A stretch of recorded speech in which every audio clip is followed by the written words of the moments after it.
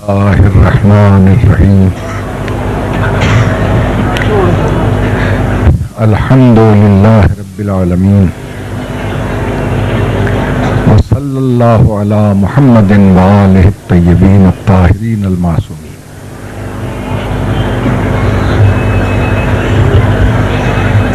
अम्मा बादो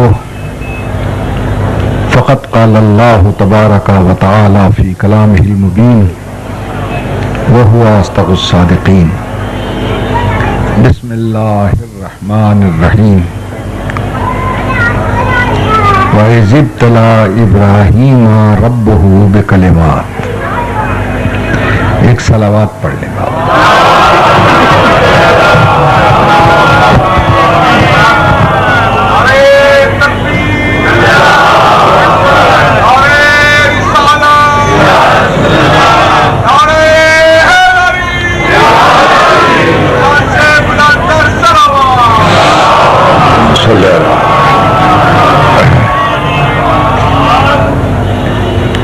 हज़रात मोहतरम, ये माह ज़िलहिज्जा मुबारक कई एतबार से अहम महीना है। इसी महीने में विलादत जनाब इब्राहीम भी है। इसी महीने में तशरीफ आवरी जनाब फिजा भी है।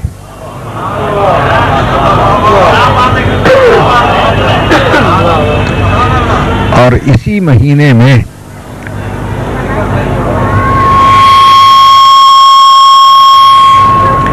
इसी माह मुबारक में अल्लाह ने सितारे को कम्मी बनाकर अली के दर पे भेजा।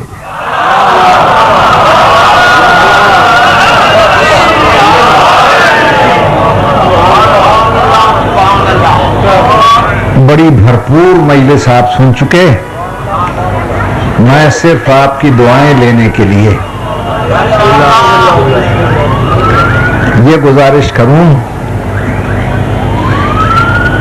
कि आज से 4500 साल पहले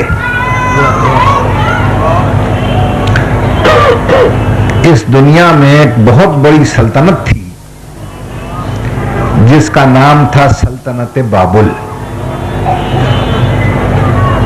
जिसका जिक्र कुरान में भी है।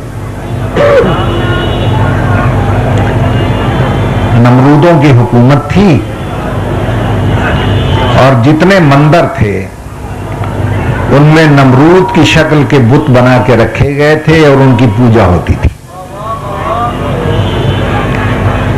इस पूरी सल्तनत में एक मकाम था जिसे कहते थे मकाम उर, अलिफ पेश रे उर।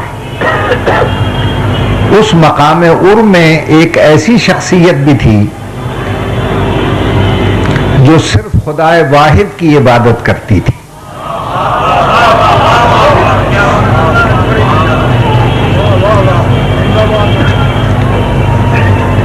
वो शख्सियत कहलाती थी जनाब तारुख। ये नाम है हजरत इब्राहीम के वालिद गिरामी का।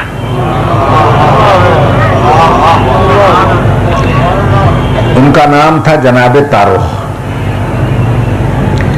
वो जो आजर नाम आप सुनते हैं ना, वो वालिद नहीं थे। वो ऐसे ही थे जैसे बुजुर्गों को कोई चाचा कह देता है,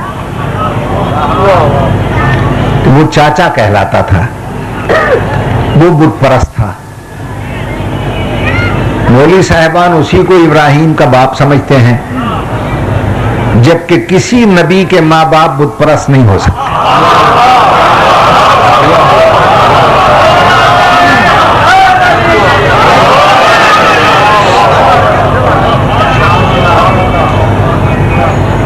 इसलिए कि अक्ल का भी यही फैसला है, जैसा मजरूफ होगा वैसे ही ज़र्फ होगा।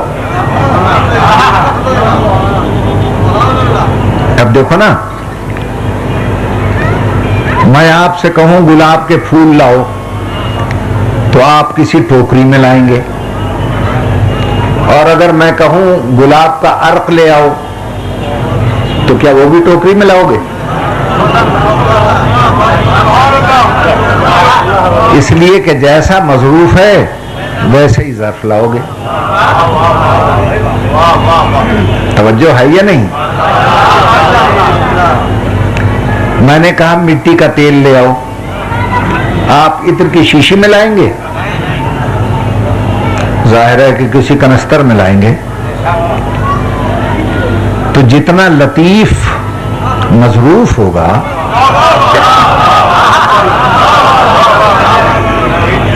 उतना ही लतीफ ज़र्फ भी होगा। अब सोच के मुझे बताना, जिसका मजरूफ अली हो, अगर काबा उसका ज़र्फ नहीं होगा तो कौन होगा?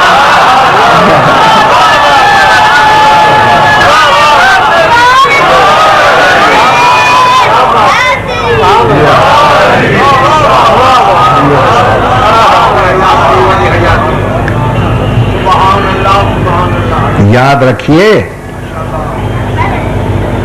कि अल्लाह नूर नबूवत को किसी काफिर और मुशरिक के ज़र्फ में रख के नहीं भेजता।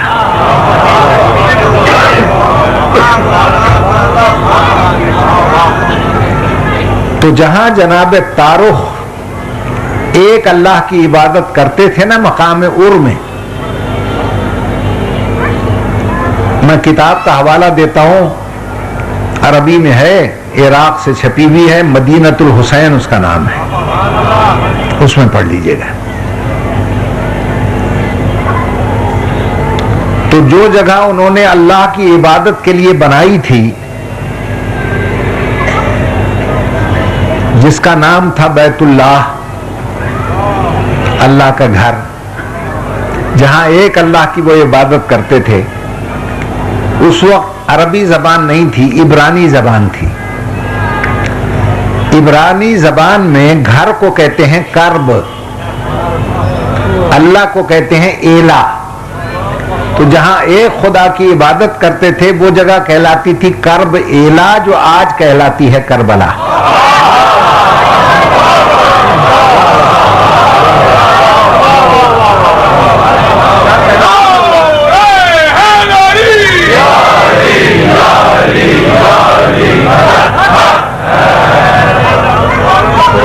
और उसके इर्द गिर्द का जो इलाका था 30-30, 35-35, 20-20, 25-25 मील का, बड़ा सरसब्ज़ व शादाब था।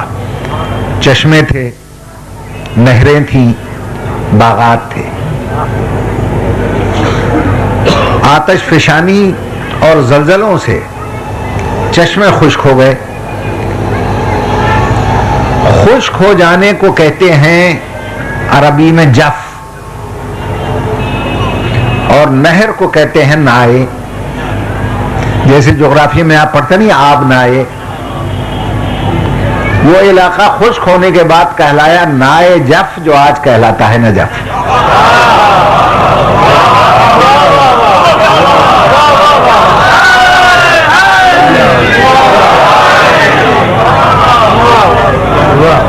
देखो ना अजीजो, ये जिक्र हुसैनी का फैज है कि तारीखों का निचोड़ यहां मिलता है आपको।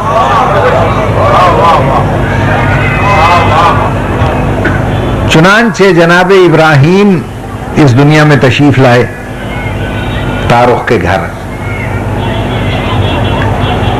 नमरूद नजूमियों के कहने पर हर पैदा होने वाले बच्चे को कत्ल करा देते थे।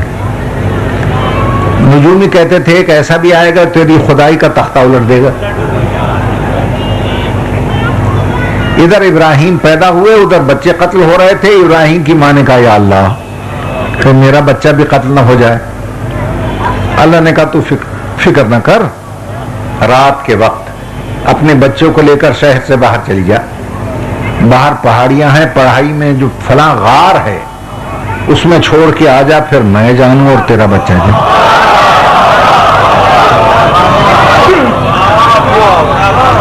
अब नतीजा आप खुद निकालते रहें। इसका मतलब यह हुआ कि अल्लाह इब्राहीम के वक्त से अपनी हुज्जत को गार में छुपाने की बुनियाद रख रहा था।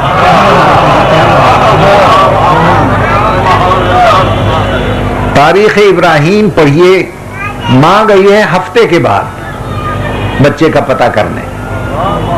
अब ताजा पैदा शुदा बच्चा मां गार में छोड़ के अकेली चली जाए, फितरत है बच्चे की रोता, शोर मचाता, चीखता, मगर इब्राहिम ना रोते हैं, ना चीखते हैं, ना शोर मचाते हैं, पड़े हैं चुप करके। फरिश्ते आकर पूछते इब्राहिम रोते क्यों नहीं, मां अकेला छोड़ के गई है। तो कहते कि मां दुश्मन के खौफ से गार में छुपा के गई है, ऐसे आलम में रोना शराफत के खिलाफ।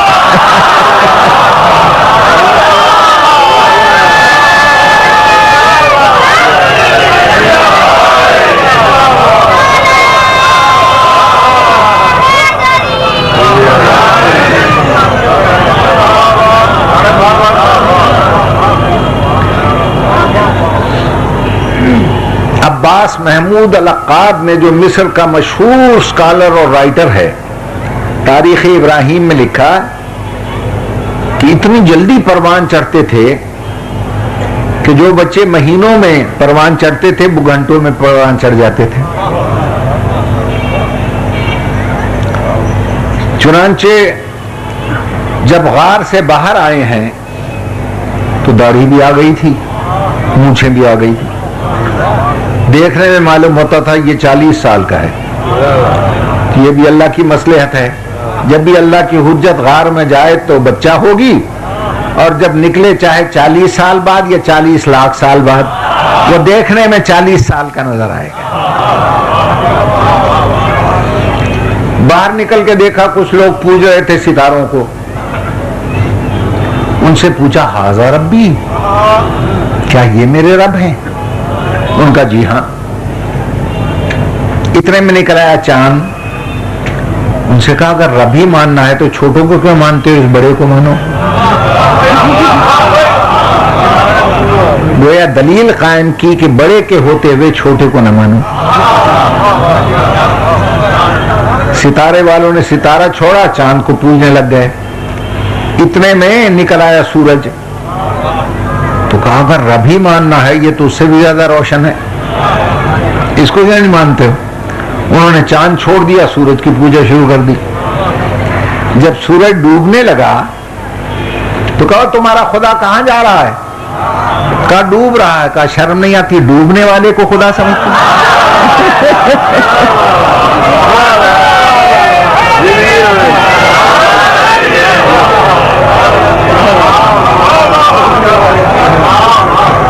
सितारे, चांद, सूरज तीनों से पीछा छुड़ाकर घर आ गए। हाँ, घर बैठा था वही चाचा। कहा, चाचा सलाम। मैंने कहा, बरखुरदार। चाचा जी क्या काम करते हो? चाचा ने कहा, घर अपनी फैक्ट्री है, खुदा बनाते हैं और बेचते हैं।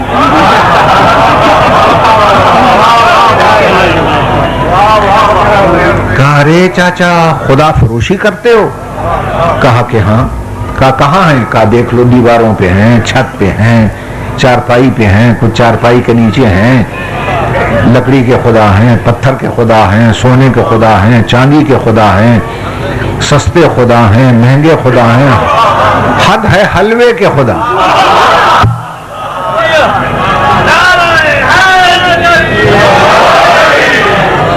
अफसोस हम उस जमाने में नहीं थे। हाँ, सफर में हलवे के खुदा साथ रखते, भूख लगती निकाल के उसका सर खा जाते, फिर हाथ जोड़ के कहते, अल्लाह साईं माफ करी, भूख लगी आई।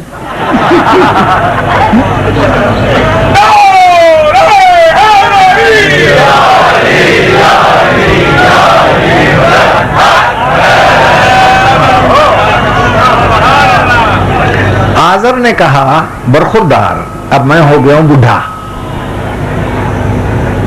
मुझसे ये काम नहीं होता, अब ये काम तुम करो। इब्राहिम ने तो पहले मन्नत मानी भी थी कि मेरे हवाले करे। जितने अच्छे अच्छे खुदा थे टोकरी में इकट्ठे करके उनके गले में कीमत की पर्ची लटका दी, जैसे बाटा के बूट पे नहीं कीमत लिखी होती।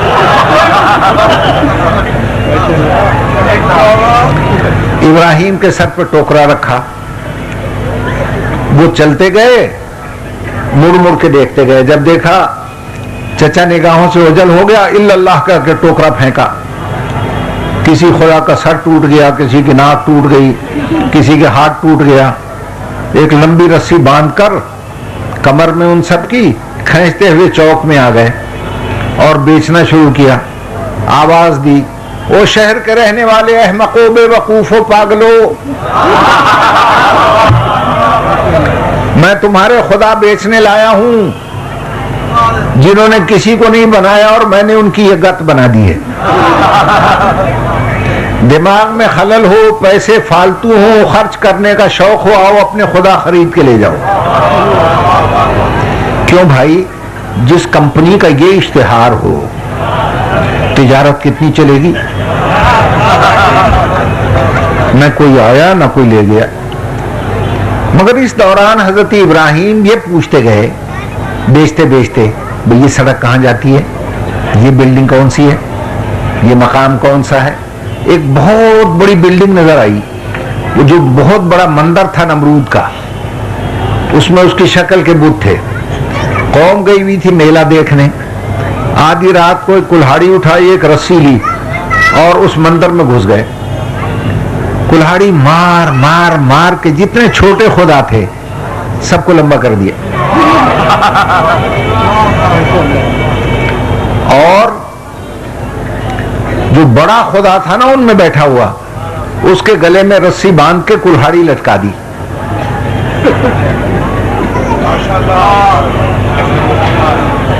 घर में आकर कहा, या अल्लाह मैं अपना काम कर आया हूं। अल्लाह ने कहा, भाई इब्राहिम तूने बड़ा काम किया है, हम तुझे एक टाइटल न दें, तमगा न दें कि अल्लाह क्या, कि इब्राहिम आज से तू बन गया सिद्दीक़न नबिय्या।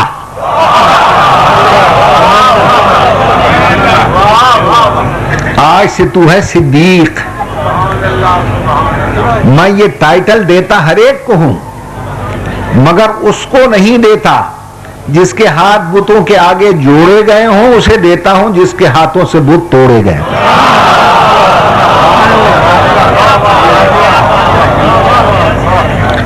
अब जो कौम वापस आई, उसने अपने खुदाओं का ये हश्र देखा, कहने लगे अब ये कुरान की आयत है, ये हरकत किसने की? तो कुरान ने कहा, वो कहने लगे इन्ना फतन, एक फतह है, एक नौजवान है, यज़कुरुहुम, वो इनका बड़ा जिक्र करता था, युक़ालु लहू इब्राहिम, उसे इब्राहिम कहते हैं। तवज्जो कीजिएगा, इसका मतलब ये हो गया कि कुरान की इस्तिलाह में बुत शिकन को कहते हैं फतह।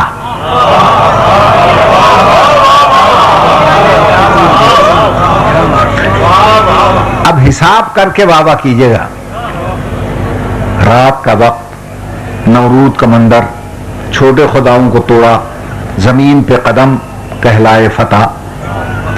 अब दिन का वक्त हो, अल्लाह का घर हो, बड़ा खुदा टूट रहा हो और कदम वहां हो जहां किसी नबी के कदम भी नहीं आ सकता,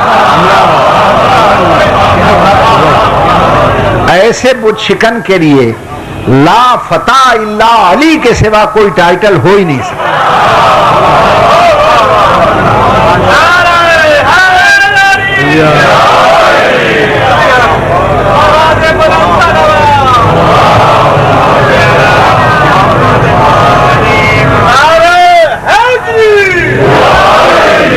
अब गिरफ्तार करने वाले आ गए। कहा इब्राहिम ये बुत तुमने तोड़े हैं? अगर कहते हैं हां तो मारे जाते हैं, कहते हैं नहीं तो झूठ हो जाता है। कैसे आराम से गुजर गए। वो बड़े के गले में कुल्हाड़ी लटकाई थी ना, कहा मुझसे क्या पूछते हो, बड़े मियां से पूछो।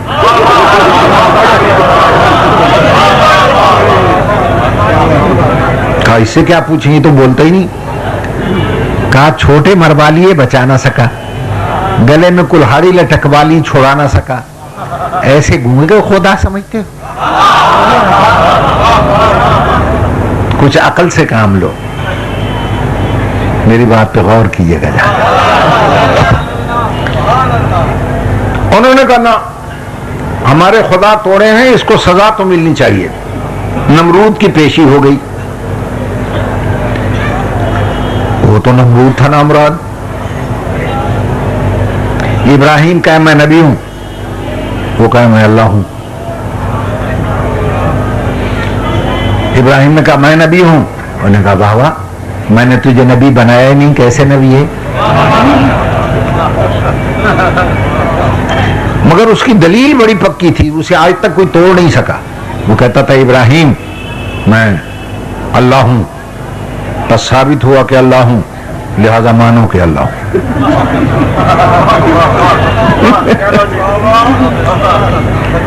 तवज्जो है या नहीं है? कहा मैं तुझे अल्लाह नहीं मानता। तो किसे मानता है? कि मेरा अल्लाह वो है युही व युमीत, जो मारता है और जिलाता है। उसने कही तो मैं भी कर सकता हूं। जिसको फांसी हुई थी उसे छोड़ दिया उसने, बेगुनाह को फांसी चढ़ा दिया। कहा देख मैं मारता भी हूं जलाता भी। इब्राहिम ने कहा अच्छा फिर मेरा अल्लाह वो है याति बिशम से मिनल मशरिक फाते बिहा मिनल मगरिब, मेरा खुदा मशरिक से सूरज को निकालता है, मगरिब में डुबोता है। अगर तू अल्लाह है तो मगरिब से निकाल के दिखा।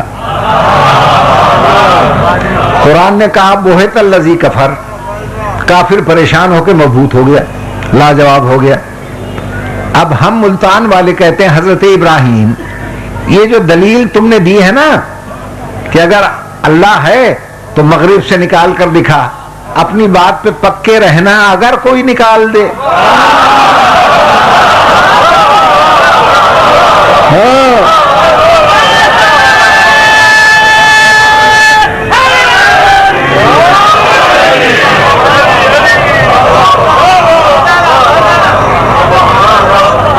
इब्राहिम ने कहा उसको भी मैं जानता हूं, लेकिन तुम देखना वो सूरज को मगरिब से वापस करके सजदा भी करेगा,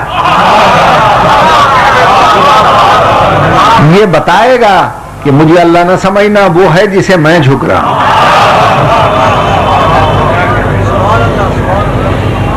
तवज्जो फरमा लिया आप हजरात ने। लो मेरे मोहतरम सामीन, नमरूद ने गुस्से में कहा फेंक दो इसे आग में, फेंक दो आग में। उसने ये बहस की, बहस में लाजवाब हो गया तो आग की धमकी दी। क्यों? इसलिए कि जब बातिल हक का मुकाबला नहीं कर सकता तो जलाना और धमाकों से मारना उसकी आदत हो जाती है।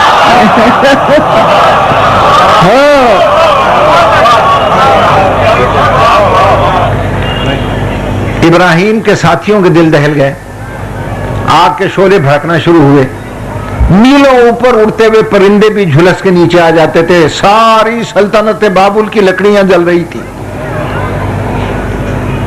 घबरा तो नहीं गए?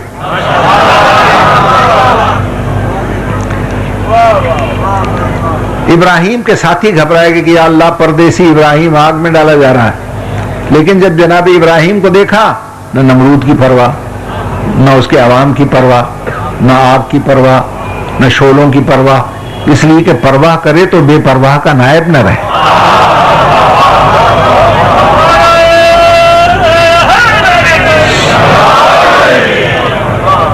ऐसी बेपरवाही से फेंक दिए गए। आग में पहुंचे न थे, सेंटर में जा रहे थे। बेबसी का आलम था या नहीं था? इस बेबसी को देखकर तूबा पे रहने वाला मलक, अंबिया का मिजाजदान, एक एक नबी को पहचानने वाला, पैगाम में मोहब्बत लाने वाला जिब्रील पुकार उठा, या अल्लाह तेरा बंदा बेबसा, मैं मदद न करूं इसकी? अल्लाह ने कहा अगर तेरी मदद कबूल करे मुझे क्या इनकार है, जा। उसने बेपर इब्राहिम को शहपर पे रोक लिया। कहा आग में जा रहे हो? कहा हाँ जा रहा हूं। फिर तू कौन है? कि मैं हूं जिब्रील। किस लिए आए हो? कि करो मदद तुम्हारी। कहा मुझे मदद चाहिए जिब्रील, मगर इस मुश्किल में मदद तुझसे नहीं, मुश्किल कुशा से।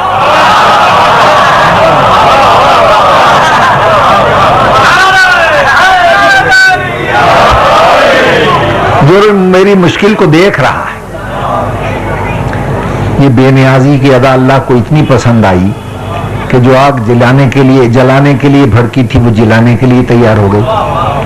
अंगारों का फर्श सब्जा बन गया, याकूत अहमर के फर्श लग गए, बाद नसीम के झोंके चलने लग गए। जिब्रील तूबा पे सर झुका के खड़ा हो गया।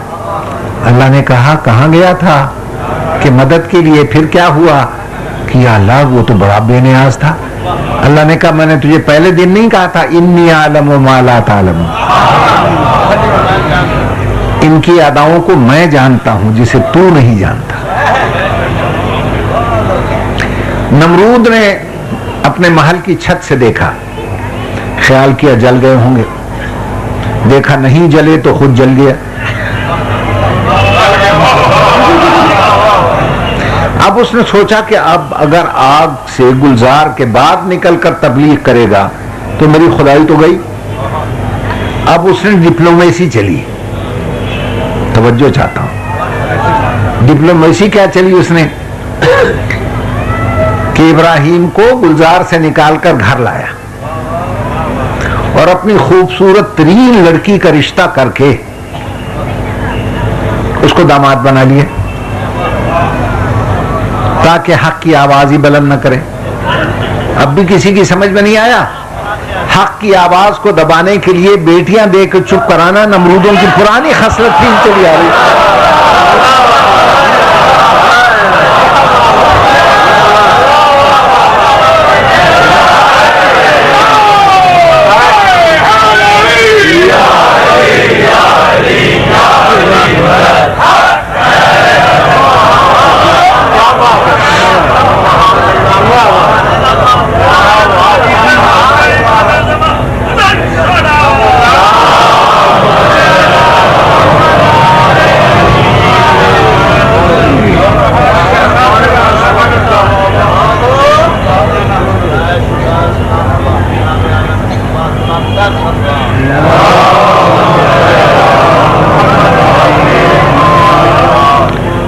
लीजिए बुजुर्गाने मोहतरम, अब जनाब इब्राहिम की शादी हो गई जनाब हाजरा से भी। पहली बीवी का नाम था सारा। उसके औलाद नहीं थी, हाजरा की औलाद हो गई। तो नबी की बे औलाद बीवी हमेशा उससे हसद करती है जिस बीवी की औलाद हो जाए।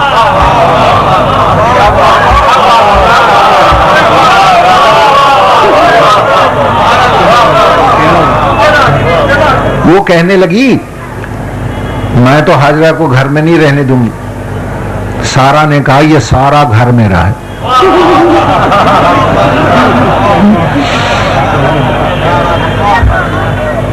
तवज्जो है या नहीं? अब जाहिर है कि अगर घर का फसाद हो तो घर वाला कहां जाए? उसी के पास जाएगा जो कोई उसका दोस्त होगा।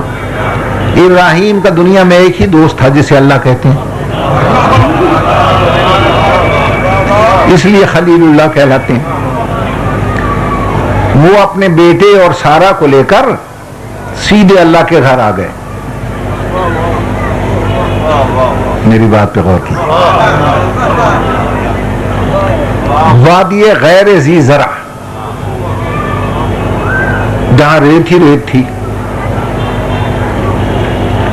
और ज़राअत वहां होती नहीं थी। चुनांचे वहां मां बेटे को छोड़ के इब्राहिम चले गए, ताकीद कर गए यहीं रहना, मैं आ जाऊंगा। आने में लेट हो गए। बच्चे को लगी प्यास,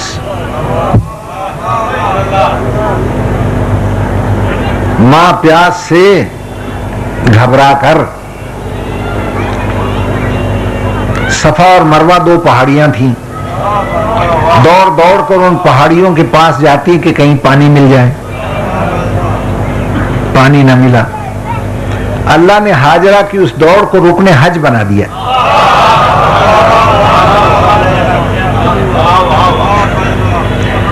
लेकिन पहाड़ियों के दरमियान दौड़ना रुकने हज है, पहाड़ों पर दौड़ना नहीं है।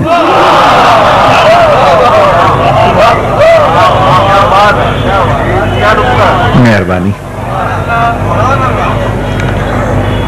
चुनांचे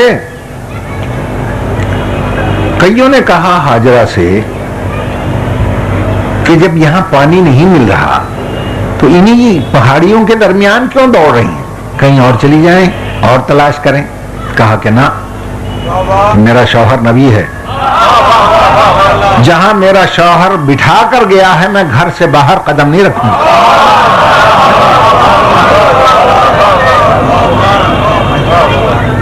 अल्लाह ने कहा तूने मेरे नबी की लाज रखी, अब जो जा देख, तो जहां इस्माइल ने एड़ियां रगड़ी थी वहां पानी का चश्मा उबलने लग गया। पानी उबलता, रेतली जमीन थी, फिर जज्ब हो जाता। जनाबे हाजरा ने जब पानी को जज्ब होता देखा, इब्रानी जबान में उसे हुक्म दिया, जम जम, ठहर जा ठहर जा। वो पानी ऐसा ठहरा कि आज तक नाम भी ठहरा हुआ है।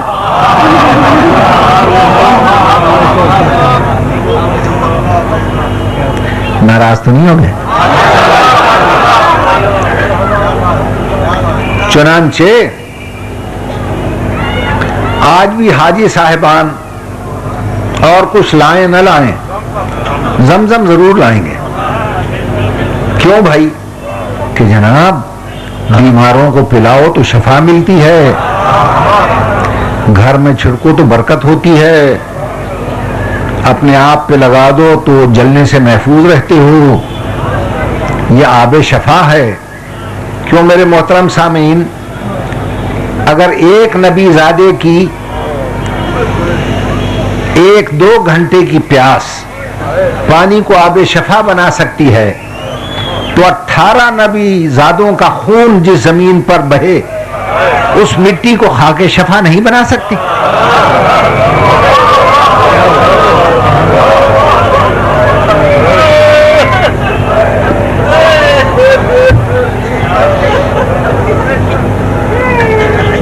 तवज्जो है मेरे मोहतरम सामने। लो मेरे अजीजों, उसके बाद फिर जब इस्माइल चलने फिरने के काबिल हुए तो फिर अल्लाह की राह में कुर्बानी दे दी। तवज्जो है मेरे मोहतरम सामने। खुदा की कसम दोस्तों,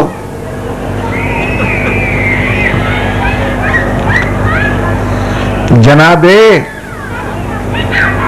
इब्राहिम पर जो नार गुलजार हुई, आज तक कोई नहीं बता सका कैसे हो गई।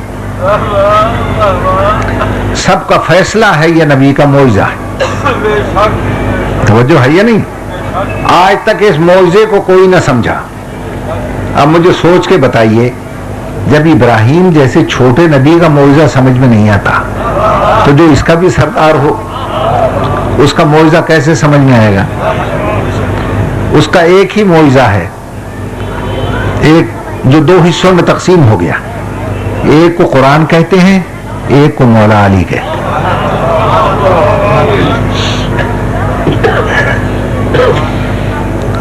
मेरा मौला अली ये पैगंबर का मौजज़ा है, मैं नहीं कहता, हदीस है। जब पूछने वाले ने पूछा अली का तारुफ करवाएं, पैगंबर ने कहा क्या तारुफ करवाऊं? मोजज़तुम मिन मोजज़ाती, मेरे मौजज़ों में से एक मौजज़ा है जिसे अली कहते हैं। ये समझ में नहीं आ सकता तुम्हारी। तो जैसे अली और कुरान मौजज़ा है ना पैगंबर का, अली का भी एक मौजज़ा है, 2 हिस्सों में तकसीम हो गया, एक कुरान की तरह, एक अली की तरह। एक को बीबी मलका शाम कहते हैं और दूसरे मौजे को अब्बास कहते हैं।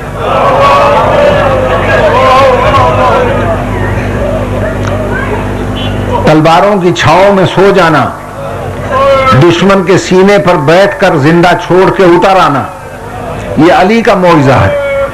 मगर 3 दिन की प्यास में पानी पर कब्जा करके प्यासा निकल आना, यह अब्बास का मौजज़ा है।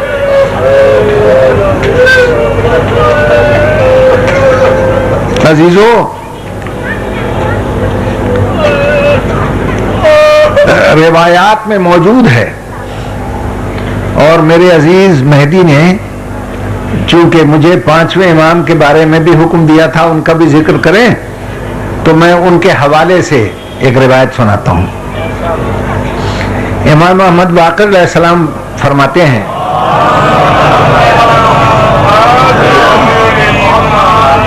कि हमारे मोहसिन, लफ्ज मोहसिन इस्तेमाल किया, गाजी अब्बास के परचम के नीचे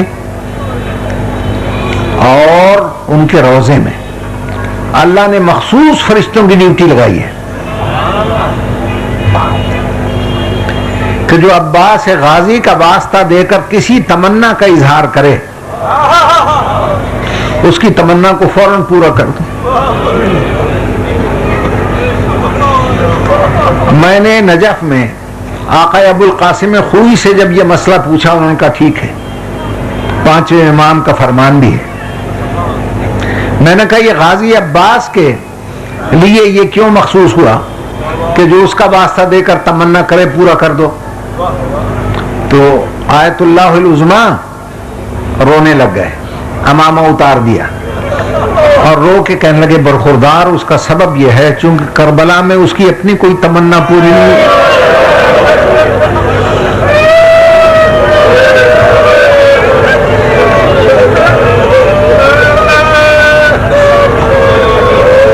उसकी 2 तमन्नाएं थी, या जंग की इजाजत मिले या प्यासों तक पानी पहुंचे। न वो तमन्ना पूरी हुई न वो तमन्ना पूरी। खुदा की कसम, अंबिया के दिल की धड़कनें तेज हो गई ये देखकर, जब 10वीं मुहर्रम को गर्म रेत पर दोनों घुटने रखकर 4 साल की बच्ची से कह रहा था,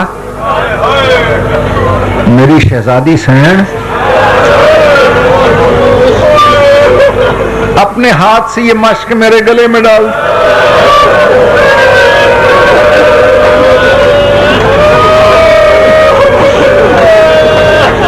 मैं क़यामत के दिन अब्बास बन के नहीं उठना चाहता, वहां भी आवाज आए, सैन सकीना का माशकी इधर आ, मैं तेरा माशकी बन के उठना चाहता हूं। बच्ची ने गले में मश्क डाली, उसने बच्ची को भी और मश्क दोनों को उठा लिया, सीधा खैमे के दरवाजे पर आया, जनाब फिजा से कहा ये मेरी अमानत तो संभाल ले। बच्ची फिजा के हवाले की।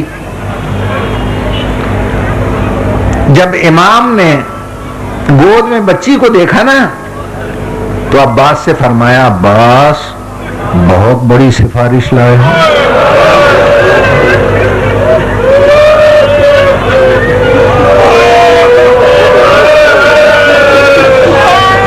बच्ची का माथा चूम कर कहा, मेरे दिल की तस्कीन बेटी, तेरे कहने पर मैं इस माशकी को भेज तो दूंगा, मगर बाद में तू इसे बहुत याद करेगी।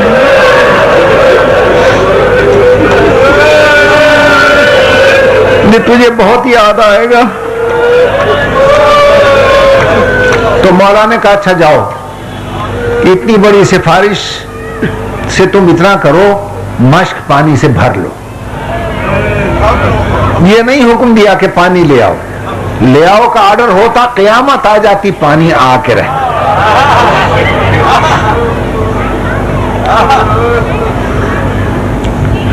चुनांचे 20,000 कातिलों से जब गुजर रहा था तो मख्तल का फिक्रा है, कल बरकिल खातिब जैसे बादलों से बिजली गुजरती है। मैं मना को मैं सरा पर, मैं सरा को मैं मना पर डालता हुआ कल्ब लश्कर से गुजरता हुआ जो बढ़ा, फिजा दौड़ी हुई खेमे में गई। कहती बीबी जल्दी आओ, अली की बेटियां जल्दी आओ। कहा क्या बात है? तुम जो पूछती थी बाबा खैबर में कैसे लड़े थे, खंदक में कैसे लड़े थे, बाबा की जंग देखनी है, भाई का जाना देख।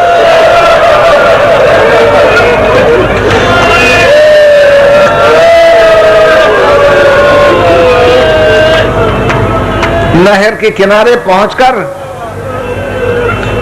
मश्क भिगोई, 2-4 मिनट लग गए। मश्क भिगोते हुए हाथ भीग गए। जरा से हाथों को खुश करके दुनिया की अनोखी दुआ मांगी, या अल्लाह मैं पानी लेने आया, मेरे हाथ भीग गए, जबकि मेरी शहजादियों के होंठ खुश्क हैं, ये मेरी वफा के दामन पे दाग लग गया। उन खुश्क होठों का वास्ता, जब मैं उनके सामने जाऊं ये भीगे हुए हाथ मेरे साथ ना।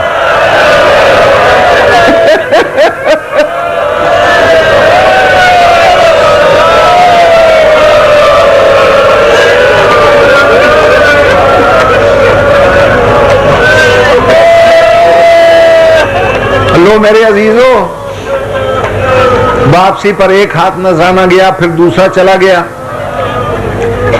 जीन से जमीन पर जब आ रहे थे ना, रकाबों पर जोर देकर आखिरी दफा खेमे को देखा, आखिरी दफा। बच्ची ने तड़प कर कहा दादी फिजा मेरा माशकी नजर नहीं आ रहा, मुझे उठाओ। बच्ची को उसने उठाया। दूर से बच्ची ने चचा को देखा, चचा ने भतीजी को देखा। ये दूर से दोनों की आखिरी मुलाकात थी।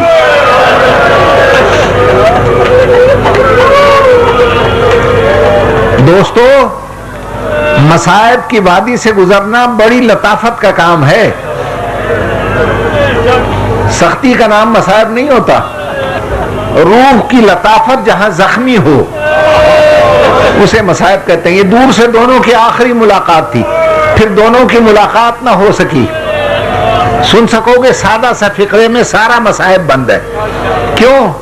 माश की नहर पे चला गया, खुश्क होठ लेकर भतीजी शाम चली।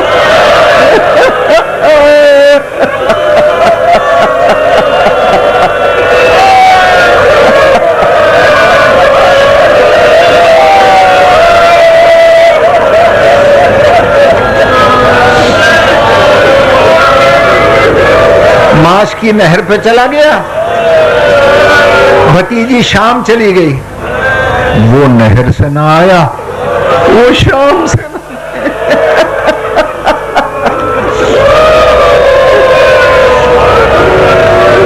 जब शाम जाने लगी ना तो माशकी से मिलने आई थी।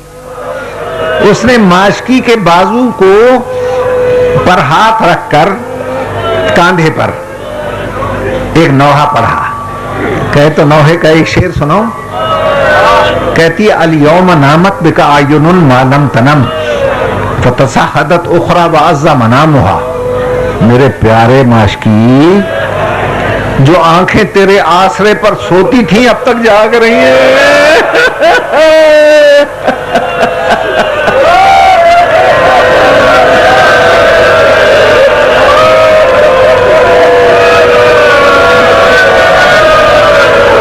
और दूसरा मिसरा कहती है मेरे प्यारे माशकी, वो जो तूने मुझे तोहफे में एक चादर दी थी ना, वो तेरा कातिल मुंह पे रखे हुए, वो देख, वो छीन कर ले गया मुझसे।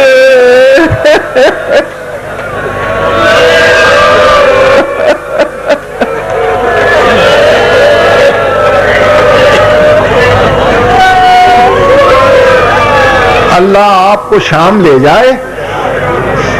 सबसे ज्यादा उदासी उसी बच्ची के मजार पे है। ऐसा लगता है आज भी माशकी का इंतजार कर।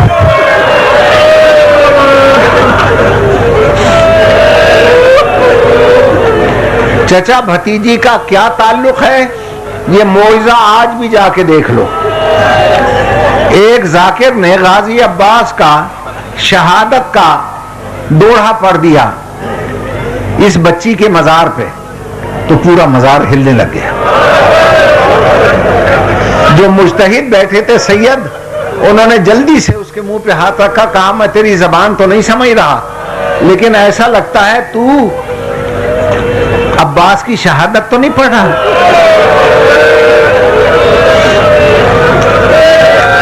इस मजार पे अब्बास की शहादत न पढ़, वरना क़यामत आ जाएगी।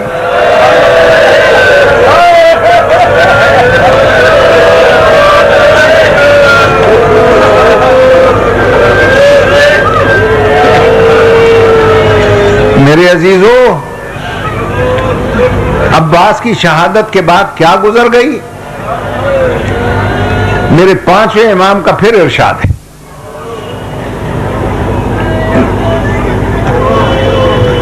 कि क्या गुजर गई हमारे खानदान पर, न कोई बयान करने वाला कर सकता है, न सुनने वाला सुन सकता है।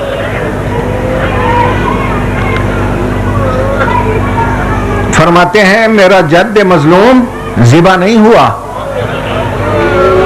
ज़िबा कहते हैं तेज खंजर से गला काटना, उसका सर तो ज़रबों से अलग हुआ। ज़रब पता है किसे कहते हैं? जब कोई कसाई हड्डी तोड़ता है।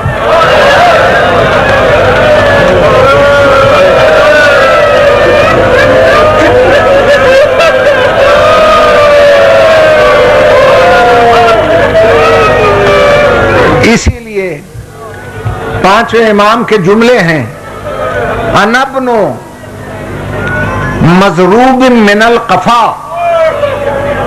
ओ लोगों, मैं उसका फर्जंद हूं जिसका सर ज़रबों से अलग कर दिया गया।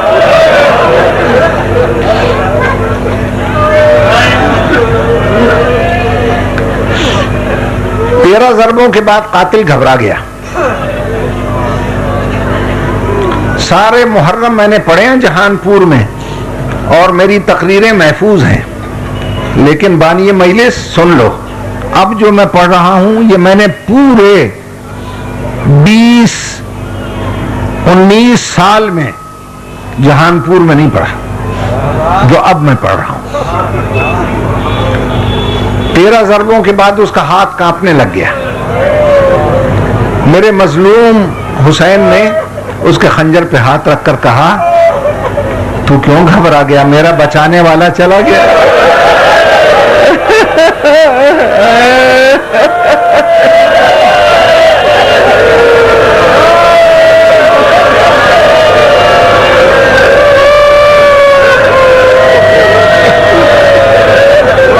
इत्मीनान से अपना काम कर।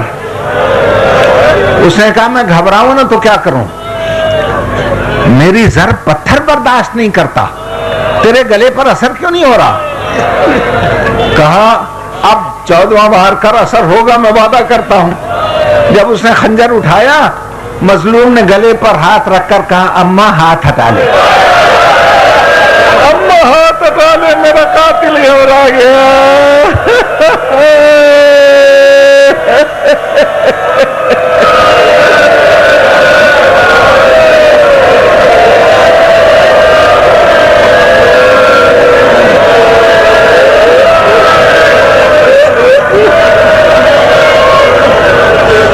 खुदा की कसम दोस्तों, सर कटने पर हम न रोते, सर कटाना इनकी मेराज है। हक की खातिर हमें रुलाती क्या शय है। ये वो शेर मैंने कभी जहानपुर नहीं पढ़ा, अब मैं सुनाता हूं। मीर अनीस ने कहा, रुलाती क्या शय, शब्बीर का सर काटा बड़े जोरो जफा से। उन्होंने कहा जोरो जफा से सर काटने पर हम न रोते, रुलाती क्या शय है, शब्बीर का सर काटा बड़े जोरो जफा से और जालिम हरामजादा खंजर को पोंछने लगा ज़ैनब की रज़ा से।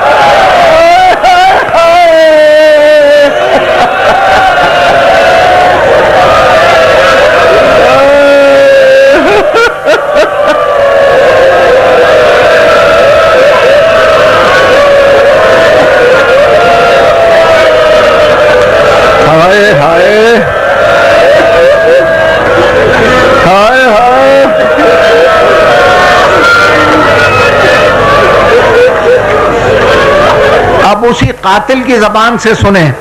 अब्बास पर कितना नाज था हुसैन को। कहने लगे जब मैंने पहली ज़र्ब मारी उसने अल्लाह को याद किया था, दूसरी ज़र्ब लगाई नाना को याद किया, तीसरी ज़र्ब लगाई, मैं ज़र्ब लगाता गया, वो एक एक को याद करता गया। जब मैंने सर जुदा करके अपने नजिस हाथों से रेशमी जुल्फें काबू की और सर उठाया, हुसैन के जख्मी लब हिले, 3 दफा आवाज आई, अब्बास अब्बास अब्बास आ देख मेरा सर अलग हो गया अब्बास।